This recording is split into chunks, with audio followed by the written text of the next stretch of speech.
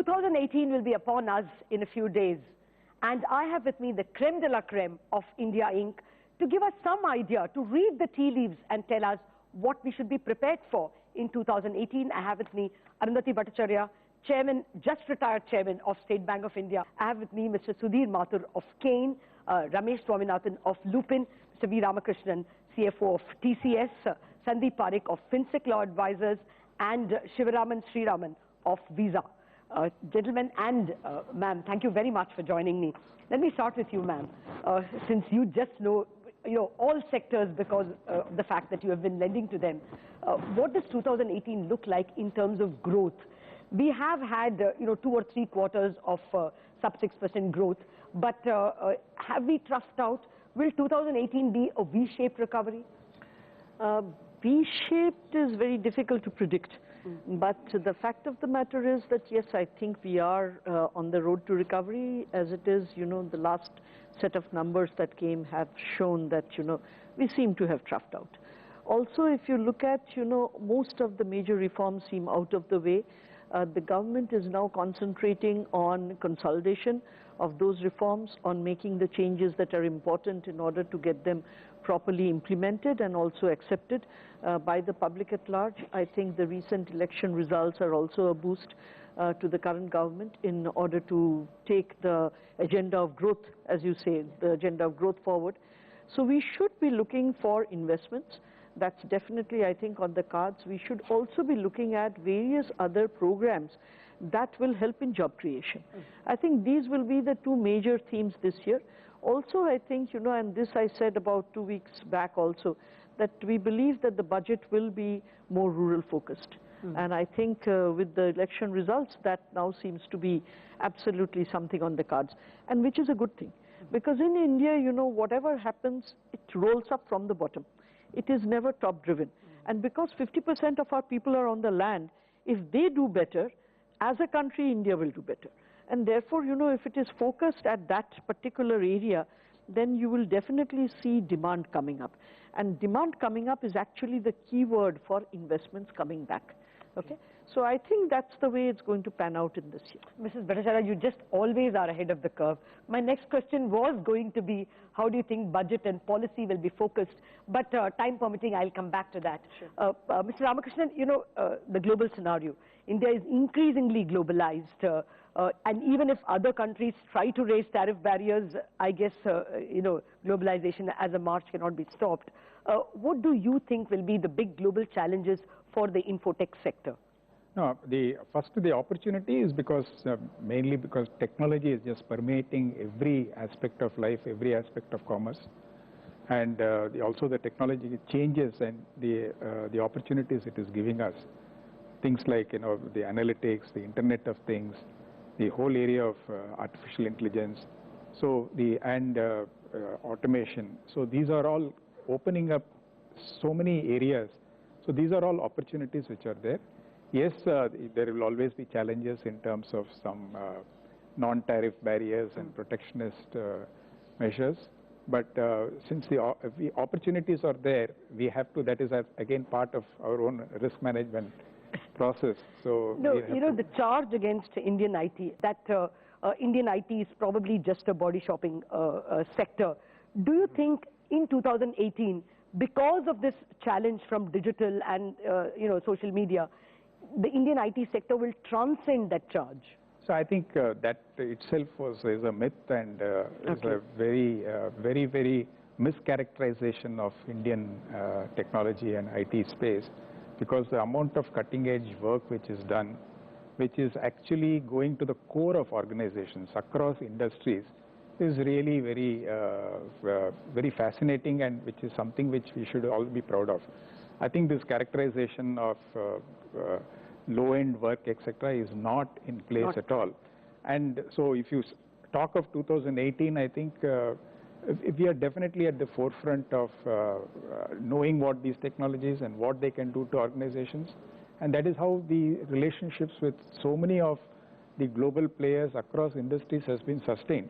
If you're only doing low-cost work and low-end work, nobody would, that becomes a commodity work, and that is a very wrong So at the end of 2018, you think the Indian infotech sector would have way more transcended the digitization challenge? No, digitization, part of it is part of the core of these organizations. But perceptions take a long time to change, right? So, so that I don't So the fault is, okay, with those of us who are perceiving it. But okay, I think this is the more important question I wanted to ask you, Mr. Mathur. Commodities. It has actually come to our aid in 2017. Although we may say that, you know, the higher price of crude would have negative macros for us. At the moment, actually, for instance, in sectors like steel and other commodities, it has come to our advantage. India Inc. has performed well. Where do you see the commodity cycle in 2018? We are investing $10 billion. If that's an answer to anything, right? But, you know, cycles, you know, you are in the business. You have to ride the cycles out. And if you are in the commodity-ish kind of businesses, cost is your key. Right, so you have to, you know, ride the cycles. But what about crude? I mean, are we going to, there are a lot of people who tell us 2018 is going to be probably $70, $75 average. Is that how it looks like to you? Well, it looks a lot stronger than what it used to be last year. So we do see, you know, it range, you know, in the range of 60 to 70, may top 70 for a while. But, you know, it's anybody's guess. So next 12 months, the average price would be higher than the last 12 months, possibility? Definitely. Okay, okay. Yes. So that's, well, a plus and a minus, I guess, for India, but we'll have to wait and see. Time permitting, again, I'll come back to the commodities theme. But Shivaraman, to you now. Where do you think this digitization challenge will be in India in 2018? Will it be a quantum leap at the end of 12 months? Definitely. As you see, quantum leap or an incremental change? No, it will be a quantum leap, because the government is solely focused on digitization, especially on the banking sector.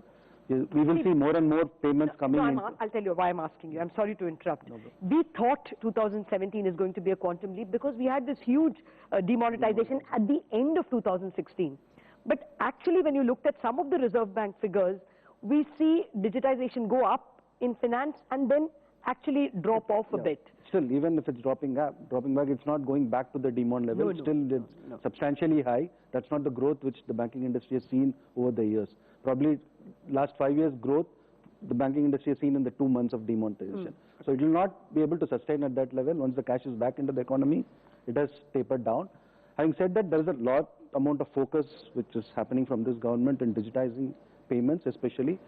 The other factor is there are a lot of social changes as well. There is a lot of younger population which are coming into banking and mobile becoming ubiquitous, and that's becoming a payment channel today. Everybody today uses mobile as a payment channel.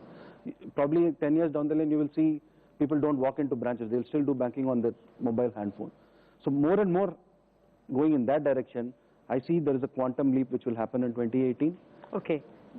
This is from a business perspective, wearing my risk hat, that's where security comes into play. Okay. How do we ensure with the ecosystem getting more and more complex? The risk may also be that people will leapfrog and cards will be, you know, not the thing that they will go to, but actually leapfrog to UPI or something. The underlying rails will still be the same. No longer you might call it a card, you might call it a payment credential. Okay. So the underlying rails will remain the same.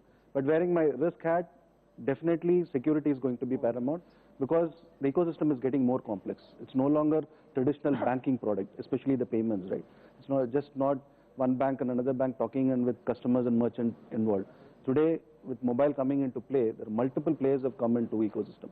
Every payment transaction today touches at least 10 different stakeholders. Okay. How do we secure this ecosystem? So ecosystem security is going to be vital. Even if you pay in Bitcoin. That is also leapfrogging in the 2018. I hope it does. Okay. Now let me come to a altogether different area, the area of wellness and pharmaceuticals. First, on pharmaceuticals itself, you know, 2017 is not a year we will remember, you know, as the best year for pharma sector. It was more 15 and 16 when you just dominated the bourses. But 2017, you had probably commodities stealing away the thunder from you. What do you think, Ramesh? Will 2018 be a better year for Indian pharma? The emergence year, re-emergence year? Well, 2018 is certainly going to be a turbulent year again. The reasons would be as follows. Channel consolidation is certainly going to continue in America. So the e-commerce scripts coming together is going to mean another bout of price erosion. And you have this CVS-Aetna merger, which the channel partner payer merger, which is again going to contribute to price erosion out there. There's, of course, intensifying competition, but I'll park that aside. The third thing which I think could also contribute is essentially Trump's policies itself, his taxation policies, for example. He's talking about taxing imports in a particular way and all of that, and there's going to be disruption there. He's talking about bringing down taxation rates, so IP movement and facilitating manufacture in America. So all of that is certainly going to have an impact. When it comes to India, then there is this ever-expanding list of NLEM, so to speak. There's also a set of generics being promoted by doctors. So all of this is certainly going to pose threats. How individual companies react to that is certainly going to be interesting to watch.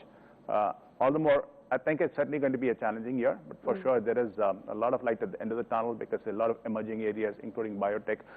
There's a lot of pathway opening up in various parts of the globe, Europe, America, and so on. And those with, in fact, the right skill sets, if they do have, in fact, their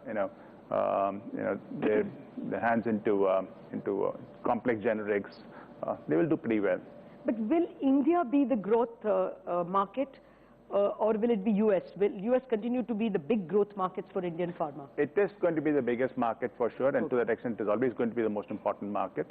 But India would be very important from a sheer profits and profitability point of view also. Okay, bigger than what it was in 17? For sure, it is certainly going to gain importance because India is still an underpenetrated market.